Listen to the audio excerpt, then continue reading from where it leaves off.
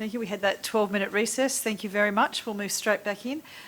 Noting that Councillors Fechner and Councillor Madsen have left the room as per their conflicts of interest that were declared at the beginning of the meeting. They can now watch this on live stream. We'll move on to item number 10, which is the Ipswich Central Program Report, number 23 and number 24. And this is again for Council to note. So may I ask for someone to move the recommendation report? Councillor Milligan, thank you very much. Now may I ask for the relevant council officer to come forward?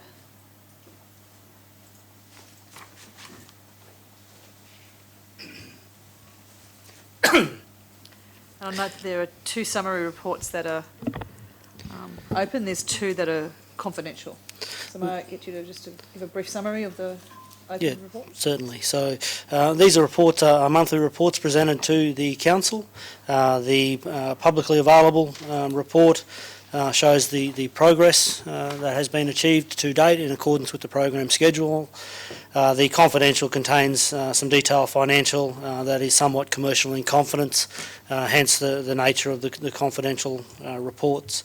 The project itself is progressing quite well. So the administration building is up to level 5. The library building, the exterior is basically complete, and they're now starting interior sheeting throughout the library. The library is on track with the civic space to be completed and opened by approximately November of this year. We need to look at an official opening program and the like for that, but it is well and truly progressing. No significant impacts as a result of COVID-19. In the civic space, they have finished all the pipework and concreting for the zero-depth water play area. Both pavilions are up that provide significant amounts of shade. The facilities or amenities block is completed in terms of an exterior perspective, as well as a waste and servicing area. They've commenced extensive paving throughout the civic space, continuing the pattern that was laid down Nicholas Street that you no doubt all would have observed. And as I said, the library and the civic space are on track and on budget to be completed in November of this year, and the administration building on track effectively to be finished in approximately mid-August of next year for a practical completion date. Thank you. Open up for any discussion or comments or questions.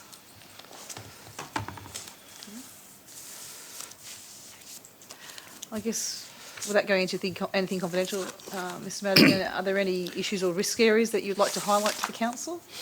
Not in relation to the administration building, the civic plaza and the library. There is a decision that needs to be presented to council in relation to the investment in the retail assets that exist within the precinct. That will be presented to a future council meeting. That relates to the buildings known as Venue, Eats, Metro A, Metro B. So we are at the moment in negotiations with a variety of tenants there, but pending a council decision on the investment in relation to those assets. In order to mitigate that risk, we have brought on an independent chairperson of that sub-working group, James Hepburn, with significant experience in the development and operation of retail precincts to help us inform the decision. As you're aware, we've also briefed all of the councillors in relation to the retail decision. We've also involved in those briefings, as you know, Paul Morris, Head of Property at KPMG, and Mr James Hepburn through that process. So in terms of the civic space, the administration building and the library, there are no significant new risks that need to be articulated to the council. COVID had some restrictions early in terms of site management and the like, but it hasn't slowed down progress on those aspects of the building and construction program, and it is predominantly the risk lies within the decision around the retail investment strategy. With the floor layout of the admin building and the civic space and the library, when will they be available to the public to see? So there's a lot of interest, especially in the library space as well. Yeah, the designs for most of that are nearly at 100% completion. So we could aim to have those out to the public by mid next month, I would suggest. So 4 weeks' time, we could have a commitment to do that. And we're just finalising some aspects of the administration building in consultation with the councillors. Thank you. Yes, Councillor Doyle, I respect for a speaker.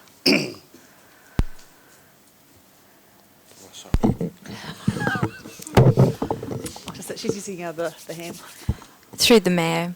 Mr Madigan, I understand from feedback within the community that there may have been some car parking issues whilst construction is being undertaken. Are you familiar with the issue, and just wondering what strategies are being put in place? I think there's obviously, we've got minimal parking within the CBD, and then you've got some nearby schools, I think. Yeah, so I'm aware of the issue. Councillor Fechner has raised that with the officers. We've looked into that. We've always spoken to Hutchinson builders about where they should and shouldn't park. But when you're dealing with contractors of that nature, it is always an issue. They will always go to the free parking. The main issue that's being created is in probably the Riverheart parklands, the car parking in there, which is a 3-hour limit. So what we have done is spoken to our colleagues in planning and regulatory services to actually start some enforcement in that area in terms of enforcing the 3-hour limit. Councillor Fechner has also asked us to explore our options around additional signage at that location in terms of regulatory signage, which I've taken it on board to explore with our Infrastructure and Environment Department about what regulatory signage can be installed there to further assist. In terms of the other locations that are available, we did explore being able to utilise the land that is adjacent to the site that is the former QR land that council now owns. We have been in negotiations with our planning department. There is an expense associated with that, so we would have to expend circa $100,000 to achieve a minimum standard of that.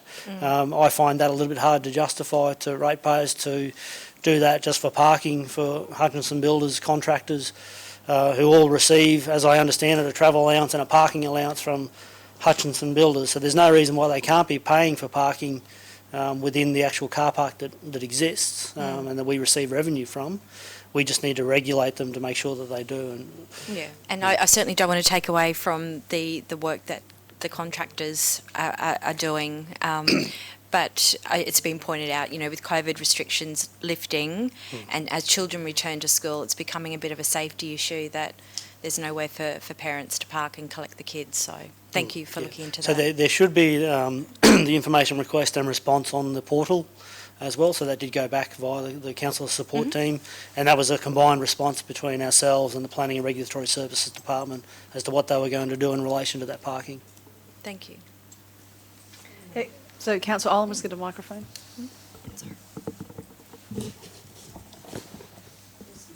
I still can't get my head around how the rating is worked out up in the mall. So is it all of the mall, is that all community at the moment, or is it still, because we've still got some traders up there, is it still commercial? I just don't understand how we're doing a rating system for rates. That be So, yourself? Mr CEO, would you be able to assist with that? All the parcels that we own would be effectively rated to us. The only things that would not be rateable are the community spaces, which are things like the plaza and the road, etc. But everything that all the commercial type properties effectively would be rates. Those rates would be essentially levied to ourselves in the short term. So none of it is community except for the traditional community spaces in that location. So how do we take it back from? How do we take it back then from community to retail if that's what we choose to do? We just designate it retail at some stage. Well, there'll be the intention long term is that we don't own anything apart from the library and our admin building, and those components effectively offset each other. Whether we choose to rate those or not is another matter. But ultimately, there's net zero effect. But as soon as those properties are leased and there are leases upon it, I believe that there will be rates that will be levied upon those parcels and coming to us. Anything that has got Might be a commercial leasing. stupid question, Mr. CEO, but how then does the valuer general come through, and how does he look at the parcels separately to what is now community land? It must get a valuation at some stage. Doesn't the valuer general come through every second year? Well, they haven't been through for 3 or 4 years. But yes, when they come through on a reasonably regular basis.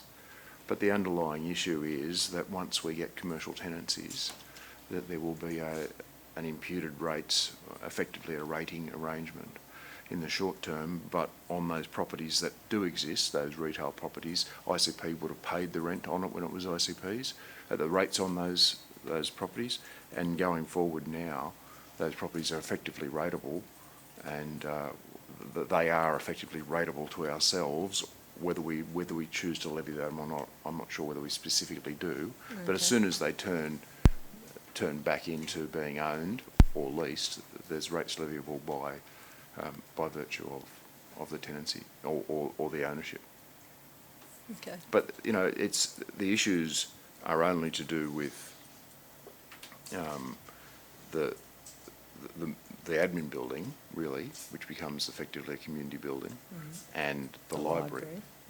And what about Murphy's Pub? Will it remain as a community? No, it's not intended to be a community Okay. asset. We're seeking to have a commercial tenant for that.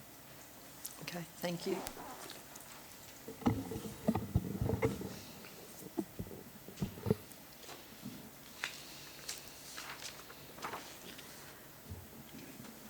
Any other queries? Questions? Nope.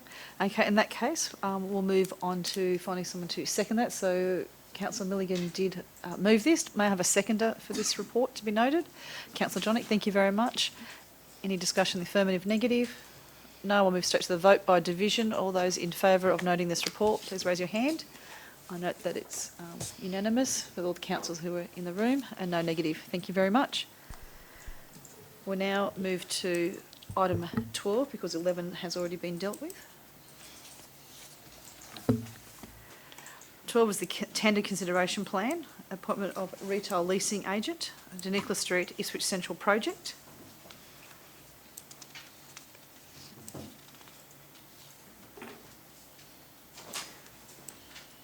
May I ask for someone to move this before we move into discussion?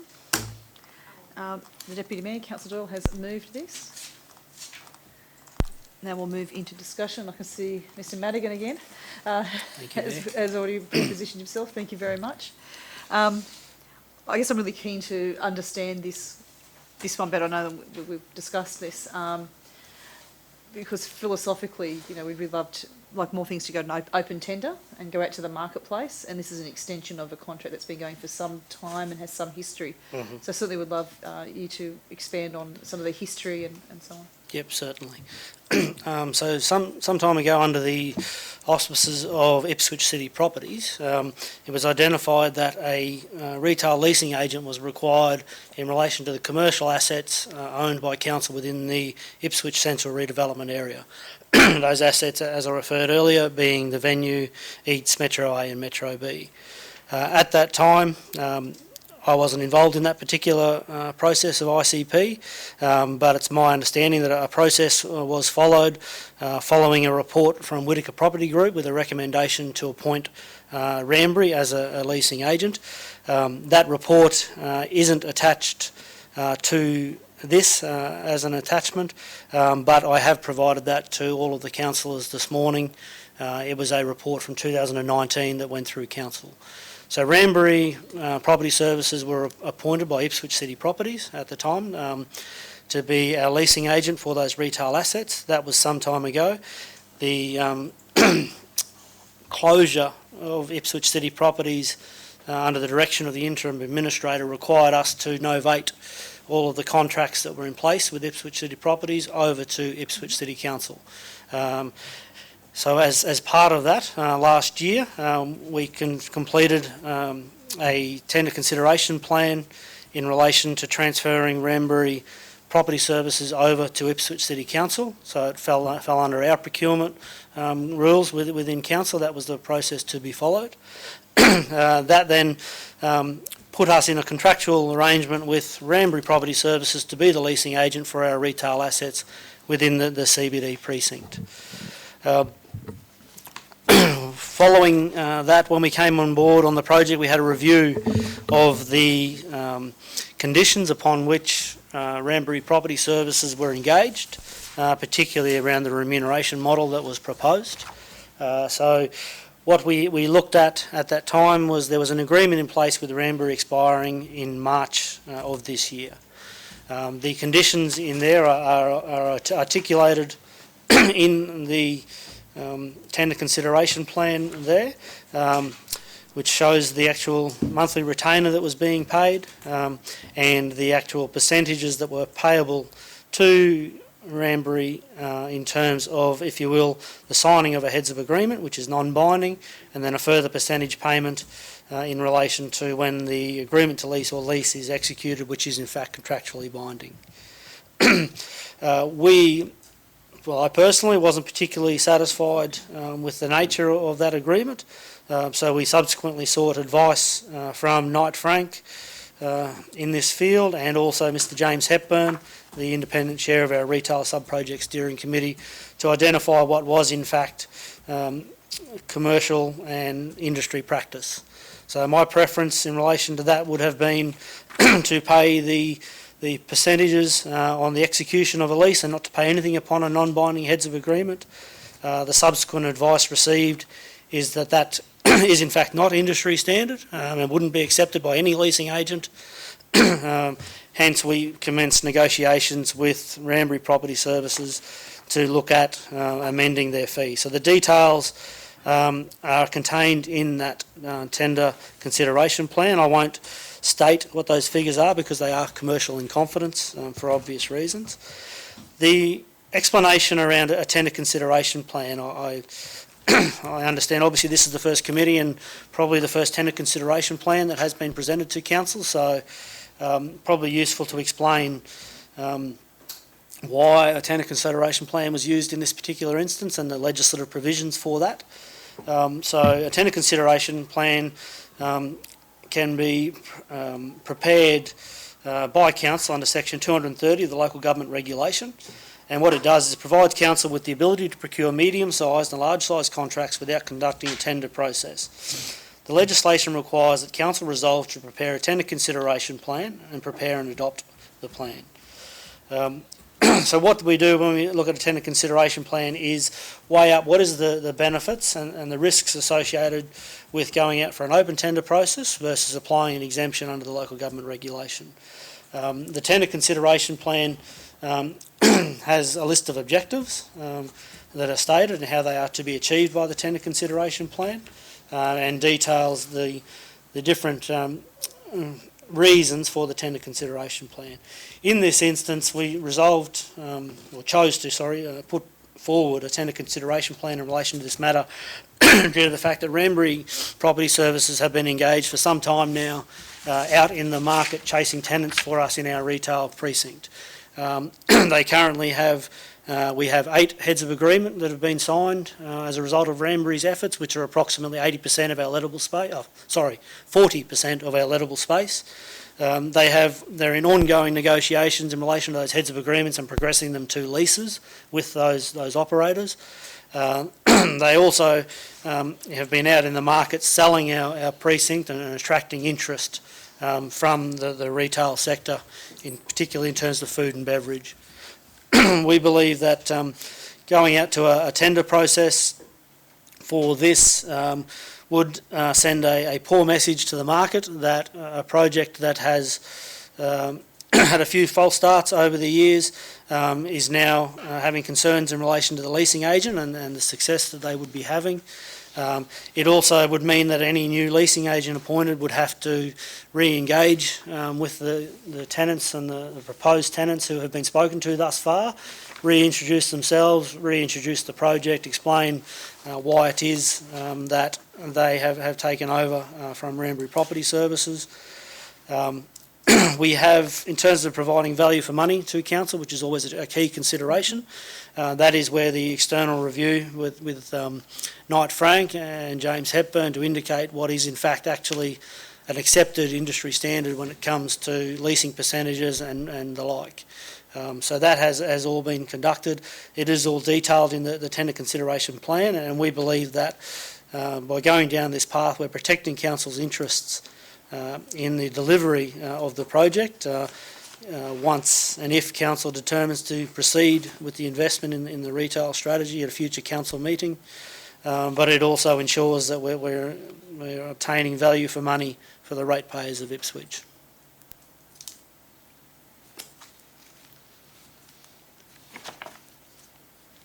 Thank you, Mr Madigan. I do wish to talk about things that are commercial in confidence, so if there's any questions or things you'd like to ask Mr Madigan while it's not commercially confidential, please feel free. If not, then I move that we move to a closed session to discuss commercial and confidence matters. May I have a seconder? Councillor Doyle, thank you very much. Those for and against wish to speak? No? Okay, then those for that closure of the session? And that it's unanimous. So we will now close this session to discuss commercially confidential matters.